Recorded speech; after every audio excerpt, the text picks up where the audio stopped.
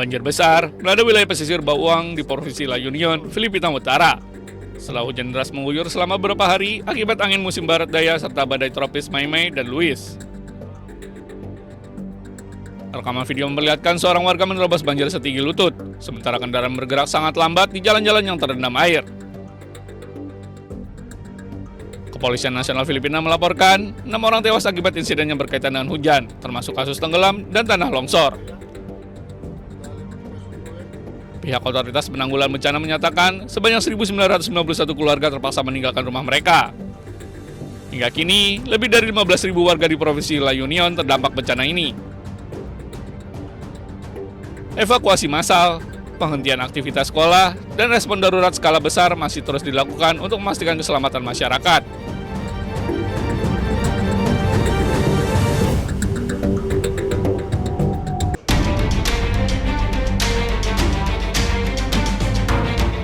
Organisasi Kerjasama Islam, OKI, melakukan pertemuan di Amman, Yordania pada hari Rabu. Pertemuan ini membahas tentang sejumlah situs suci di Yerusalem dan menyerukan agar pelanggaran-pelanggaran yang dilakukan Israel untuk segera dihentikan. Dalam kesempatan ini, Menteri Luar Negeri Yordania, Ayman Safadi, memperingatkan kebijakan Israel beresiko memicu konflik agama yang berpotensi menghancurkan perdamaian.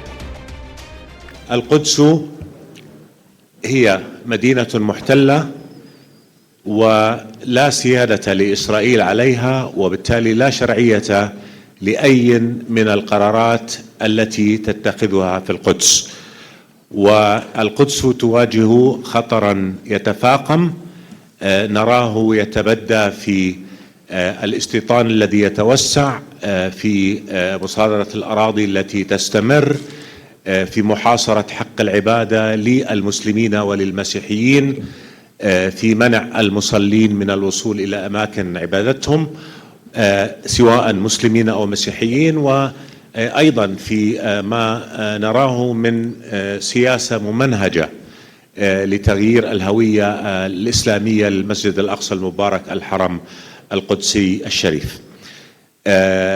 هذه طبعا كل هذه الإجراءات تتم وسط سياسة إسرائيلية أشمل تستهدف تكريس الاحتلال في كل الأرض الفلسطينية المحتلة.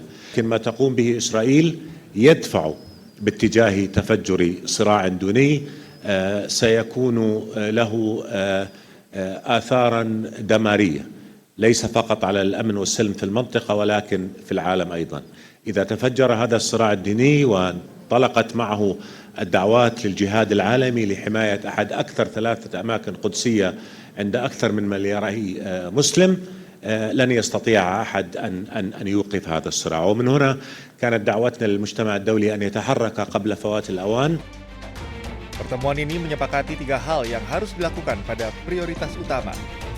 Mendokumentasikan pelanggaran Israel, memperkuat ketahanan rakyat Palestina, dan meminta upaya internasional dalam mendukung Yerusalem.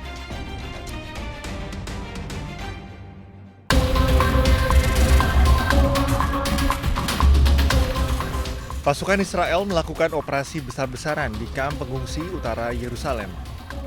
Pasukan Israel juga memperlakukan jam malam dan menempatkan penembak jitu di sejumlah atap bangunan. Menurut laporan Bulan Sabit Merah Palestina, sebanyak 8 orang menderita luka-luka dalam operasi ini.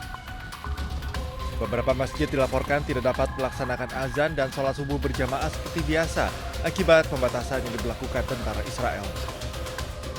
Pihak Israel menyatakan operasi ini bertujuan untuk menindak jaringan teror serta mencegah Kalandia menjadi tempat berlindung kelompok bersenjata.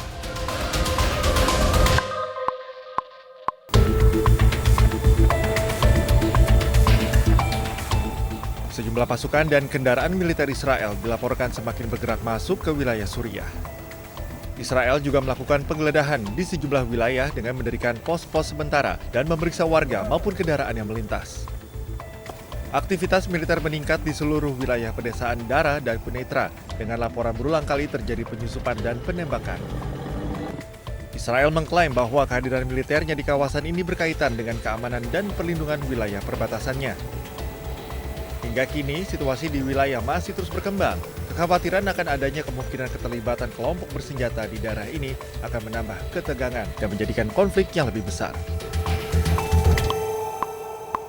Produk lokal, ini karena Pak Presiden juga pesan, Brin tolong dong bikin bisa menyelesaikan masalah sepatu gitu kan. Ini produksi di mana Pak? Brin, Produksinya? Brin Serpong ini. Keunggulannya apa Pak sepatunya Pak? Ini semua dari karet. Kepala BRIN Arif Satria memamerkan sepatu inovasi penelitinya sebelum bertemu dengan Presiden Prabowo Subianto di Komplek Istana Kepresiden Jakarta. Ia mengklaim jika sepatu BRIN ini hanya dibanderol seharga Rp75.000 dan sudah siap untuk diproduksi massal. Sepatu produk lokal yang dikembangkan BRIN Serpong ini diharapkan bisa menjawab kebutuhan masyarakat, salah satunya permasalahan alas kaki. Arif juga mengklaim jika sepatu tersebut dibuat dari bahan karet dengan bobot ringan dan harga terjangkau.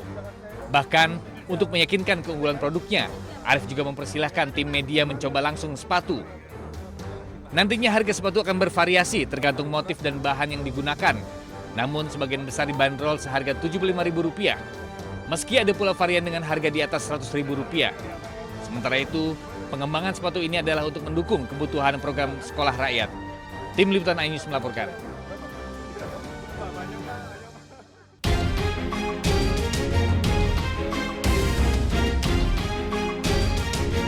Dr. Tifauzia Tiasuma menyatakan mengakhiri keterlibatan aktifnya dalam polemik ijazah Presiden ke-7 RI Joko Widodo.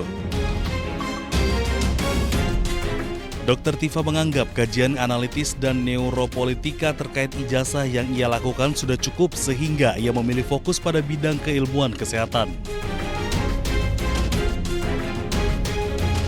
Ia juga menyatakan tetap bersedia hadir apabila dibutuhkan sebagai saksi ahli dalam proses persidangan berkaitan kasus tersebut. Selama kurang lebih 450 hari juga saya sudah menjadi pelaku hukum di situ. Dalam hal ini saya sebagai saksi, lalu kemudian terlapor, lalu kemudian tersangka, dan pada akhirnya menjadi terdakwa yang alhamdulillah pada tanggal 23 Juli 2026 pada sidang yang sudah terjadi di Pengadilan Negeri Jakarta Timur, saya akan bebas dari segala dakwaan, alhamdulillah wa syukurillah.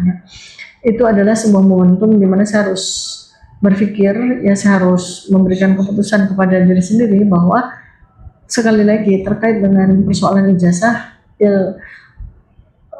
bagian saya sudah saya tunaikan, jadi sudah cukup untuk saya. Meskipun menyatakan mundur dari perdebatan publik, proses hukum dan langkah uji materi atau pra-peradilan yang diajukan oleh tim hukumnya tetap berjalan di ranah peradilan.